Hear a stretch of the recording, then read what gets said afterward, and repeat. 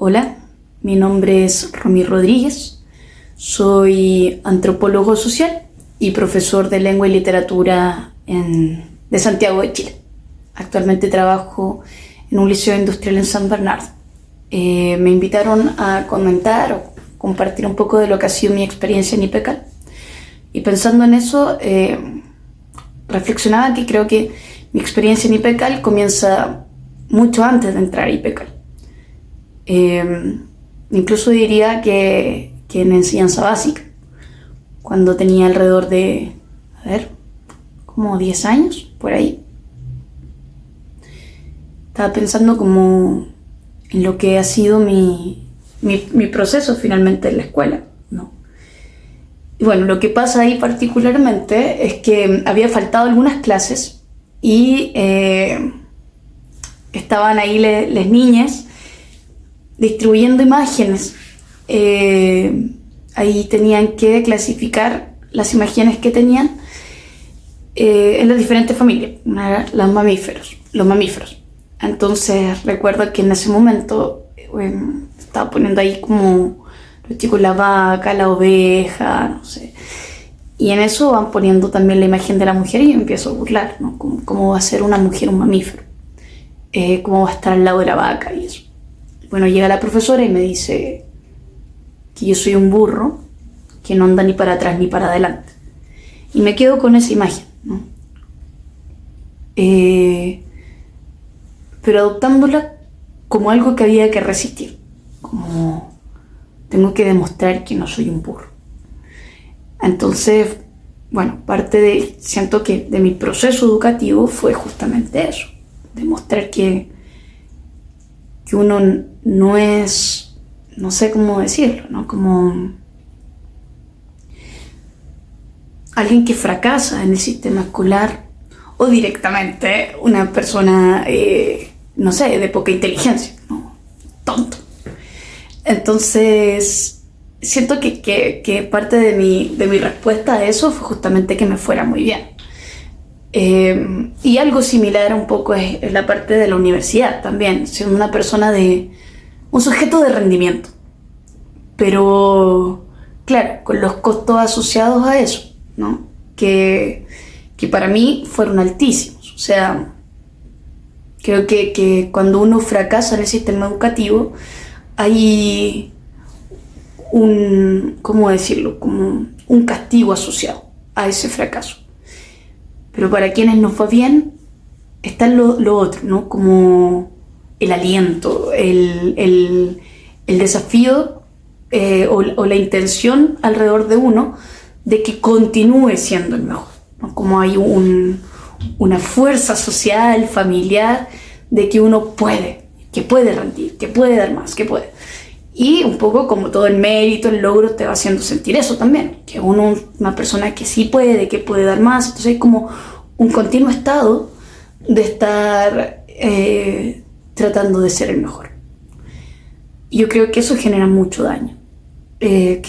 No sé, yo veo hacia atrás y es como una serie de momentos sociales, de compartir con la familia, de poder jugar, de relacionarse también con otras personas, con otros amigos de manera más cercana, se fueron perdiendo, ¿no?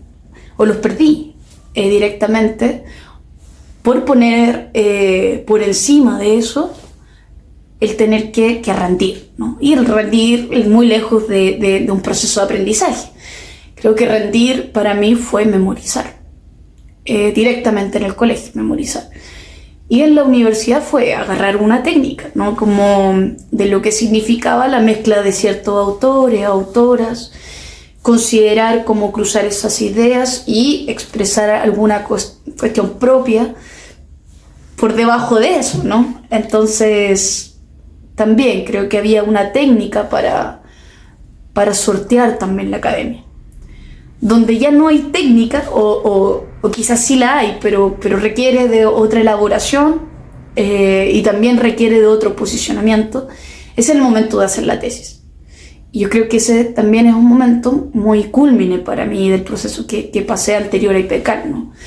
Que es darme cuenta que no que había pasado cursos, ¿no? Pero que no era capaz de pensar, de articular algo con voz propia. Y claro, en ese demorarme, en ese sentir que no podía, en ese ir y venir, ¿no? Un poco de sí voy por este lado, pero quizás no, con esta autora quizás no, voy generando, claro, más tiempo del que yo tenía para escribir esa tesis, y llegó un momento en que la profesora guía me dice, no, tú me la entregas, pero terminada, o sea, yo ahí te la reviso. Y bueno, ahí ya vino un sufrimiento mayúsculo, siento como ya había sido difícil el proceso de llegar hasta ahí, pero en ese momento fue el encuentro, ¿no? Como me fue tan bien antes, pero no sé sacar esto. Lo logré antes y esto no puedo hacerlo. Pero además que estaba ahí particularmente complejizado por el momento que yo estaba viviendo. Y que creo que es la potencia también que tuvo justamente sacar esta investigación, que era hablar de la transexualidad masculina. Yo soy una persona transexual, pero cuando parto ese proceso, cuando comienzo esa tesis, yo todavía no asumía públicamente que soy una persona trans masculina. Entonces, claro, todo el proceso de investigación se va dando en paralelo a un proceso de autoaceptación. Entonces trabajo la transexualidad masculina, las vivencias de, bueno, en ese tiempo nombrado desde lo patológico incluso, la disforia de género. Y es potente para mí todo lo que va sucediendo ahí, ¿no? Como ser un sujeto investigador, pero a la vez de una investigación que traspasa la vida. Creo que había mucho puesto ahí, en un contexto donde ponerse como sujeto histórico, donde el campo emocional que había, donde tu propio pensamiento, el pensamiento autónomo, no era una cuestión que se pusiera en valor. Entonces era como lo administrativo de terminar. Y en medio de eso yo me voy encontrando con todo lo que yo estaba haciendo en ese momento, como ser, ¿no? Mucho más profundo que alguien que está sacando una tesis.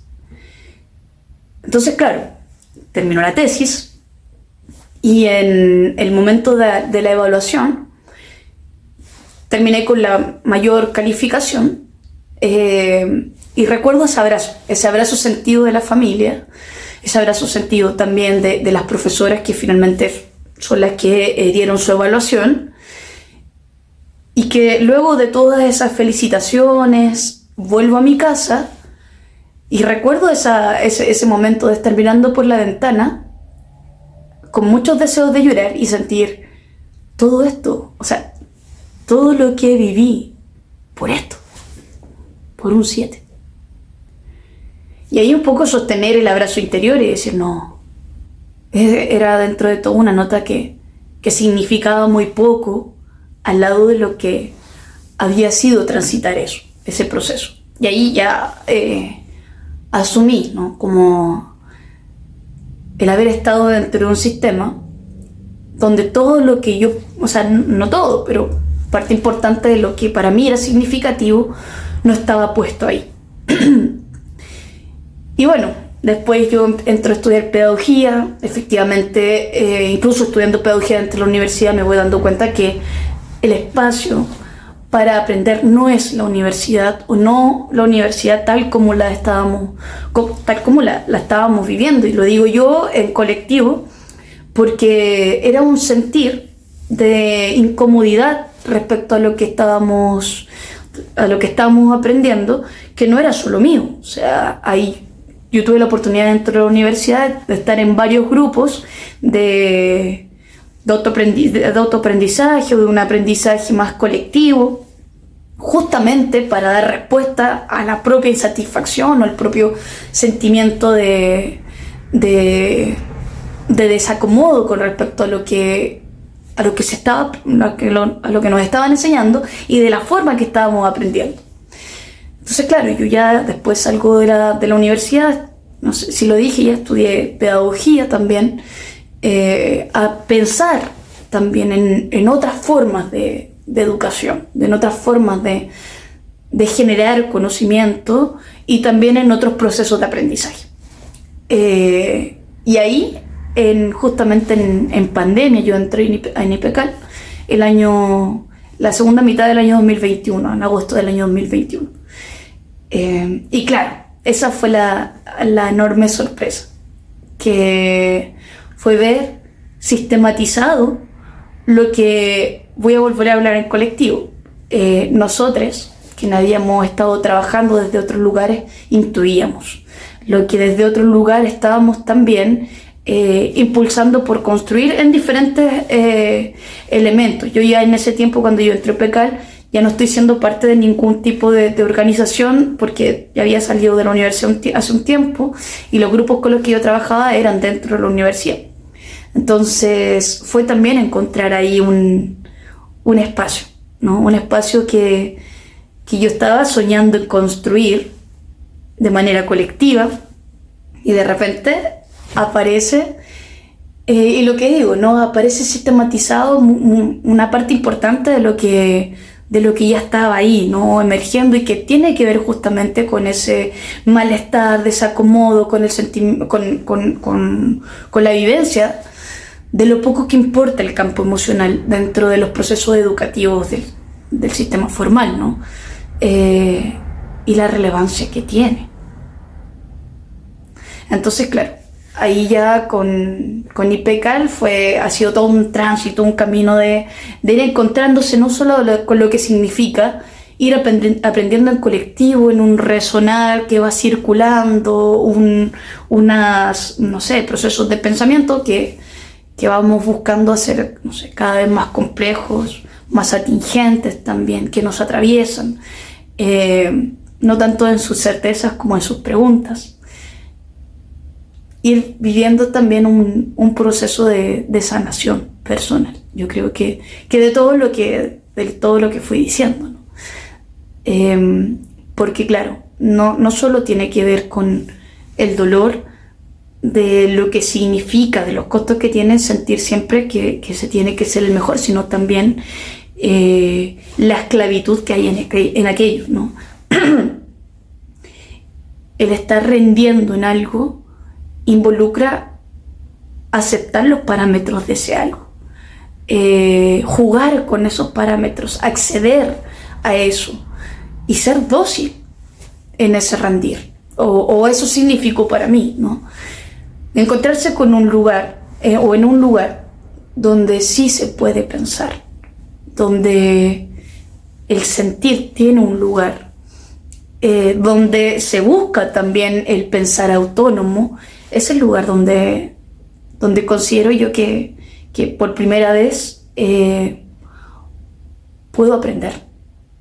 Sí, eso ha sido para mí un lugar, ¿cómo decir? Como un lugar seguro para pensar, un lugar seguro para ir aprendiendo, ya no un aprendizaje que busca citar a un otro, sino un aprendizaje que se va tejiendo en autonomía con el propio pensamiento, con la propia historia, y sobre todo tejido con el deseo de hacer cambios sustanciales en la sociedad. Para mí eso está dentro de lo fundamental del proceso que estoy viviendo en IPECAL, con maestras con las que aprendo muchísimo.